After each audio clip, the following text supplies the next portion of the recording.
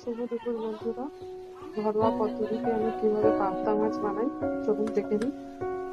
তো প্রথমে মাছগুলিকে নুন হলুদ মাখানো মাছগুলিকে ভেজে রাখতে হবে। দিয়ে তাতে আমি একটি মশলা তৈরি করে নিয়েছিলাম, তাতে পেঁয়াজ, টমেটো এবং কাঁচা লঙ্কা দিয়ে মিহি পেস্ট তৈরি করে নিয়েছিলাম। এদিকে একটি কড়াইতে আমি একটু কালো সরষা, একটু শুকনো লঙ্কা এবং কারি পাতা ফোড়নে দিয়েছিলাম। এরপর যে মিক্সি করে রেখেছিলাম যে পেস্টটা, ওটা আমি দিয়ে দিয়েছিলাম। যে ওটা একটু ভাজা ভাজা হয়ে গেলে তারপর আমি পোস্ত আমি মিক্সি করে রেখেছিলাম, পোস্ত বাটা দিয়ে দিলাম। ওটা একটু ভাজা ভাজা হবে, হালকা একটু নেড়ে নিতে হবে। তারপর ওটাতে অল্প করে জল দিয়ে দিতে হবে।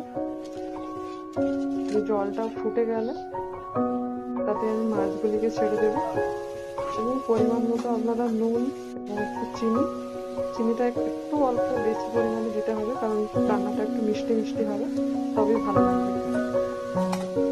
চিনি পরিমাণ মতো দিয়ে দেবো, দিয়ে তাতে আমি ফেটানো টক দই দিয়ে দিয়েছিলাম লাস্টে ফোটানোর আগে। টক দইটা দিয়ে 1-2 মিনিট মতন ফুটিয়ে নিলে তৈরি হয়ে যাবে আমাদের পাবদা মাছের